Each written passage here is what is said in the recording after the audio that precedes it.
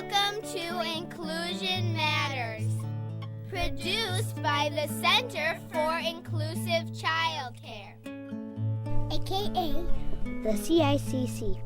We're located at inclusivechildcare.org. Welcome to Inclusion Matters, a podcast of the Center for Inclusive Childcare. I'm Cindy Croft, Director of the Center, and I'm here again with Priscilla Weigel, one of our inclusion consultants. Welcome, Priscilla. Thanks, Cindy. Glad to be here. We're so excited today to talk about a topic that comes up in our consultation often. Mm-hmm.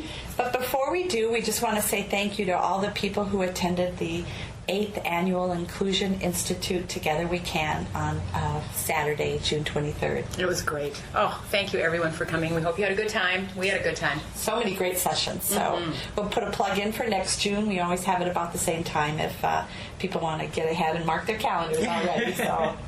But we've been discussing with each other, for those of you who are listening, about sometimes those of you who work with children in early childhood programs, the conflict you sometimes have when you have expectations from parents and about children's academic skills, and then your own knowledge and even intuition about what you know is best for children in the early years.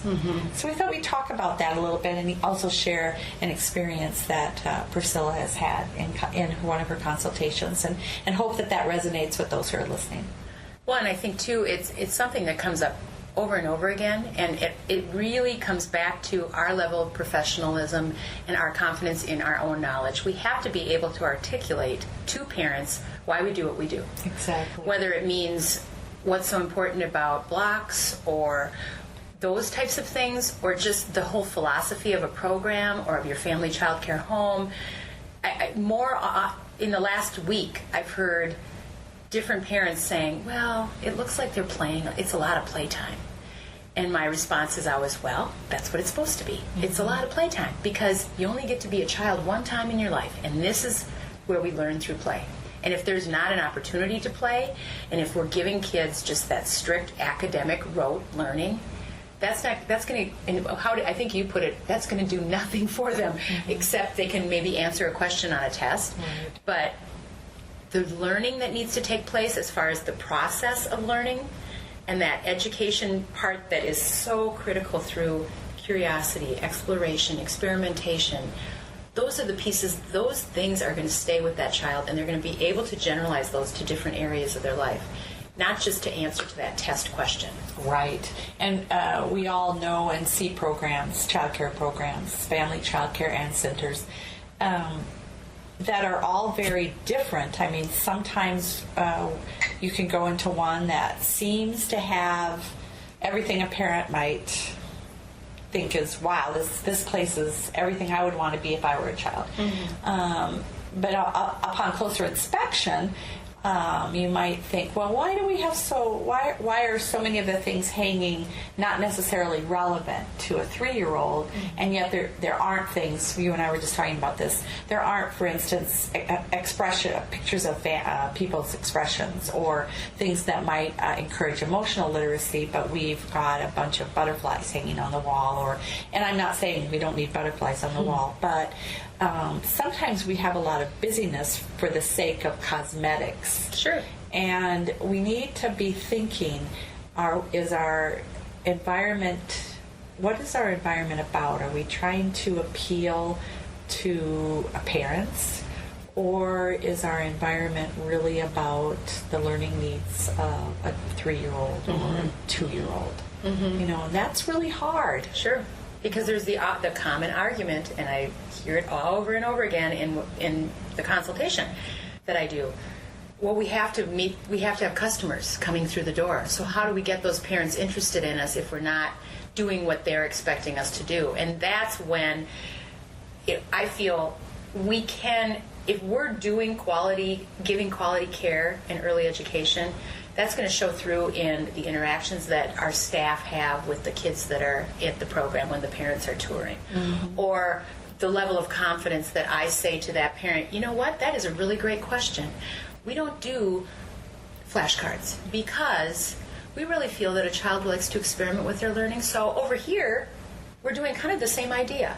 There's numbers, there's objects for them to count, and they can do that and explore it. And also, if they want to build with those objects, they can do that. We see it as this open-ended activity that a child can take it one step further. A flashcard is just hold it up, have them say it, put it down. The learning stops. Mm-hmm.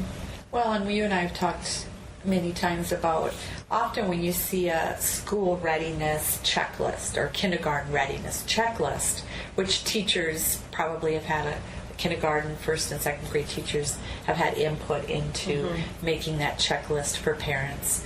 Their first 1 to 3 to 5 important characteristics or readiness pieces for parents to be aware of are almost always about a child's emotional readiness and their social readiness.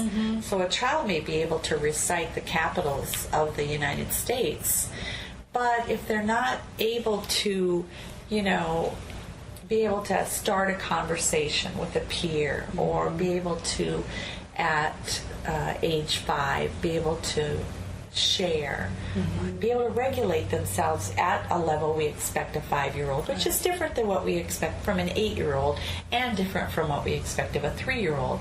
But there's a progression, but we expect, because the 3-year-old has started to gain regulatory skills, that a 5-year-old then will be even that much more regulated.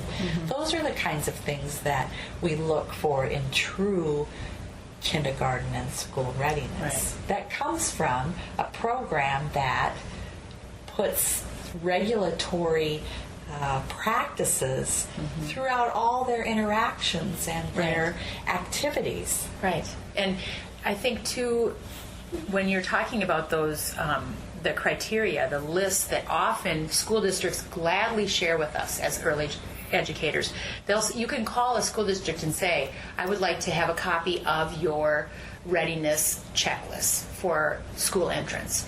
That's something that is so helpful for you to have as a resource, because just as Cindy said, when you look at that list, it doesn't say a lot of them, most of them, I have to say, do not list all these academic skills. It really is about that foundational learning that's going to be built on as they go into school. And having more of that kind of concrete information to share with parents also adds some clout to your words. I hear from providers all the time, well, the parents, they don't listen to me because they don't think I'm an expert, or it would be helpful if you could give me some more resources because I need to share those with families. And there are so many resources out there. Of course, our website, inclusivechildcare.org, has fabulous resources. The National Association of the Education for Young Children, their website has wonderful resources on just play-based curriculum and things that are important for children. SEED at the University of Minnesota has fabulous resources. Stanley Greenspan, he has a website that has great resources. So all these things are things that you can tangibly give to a parent. You can say it with your words, but then you also give them those tools that they can take home and read over. And you also give them websites, too. They can go right there and they can look and say, really, the American Academy of Pediatrics, what's best for children? What do they need at age 3 and 4 and 5? And you can send them to these places, and all it says is, my provider knows what she's talking about, or he's doing a fabulous job with my child. I'm so grateful to have him in the center. Right.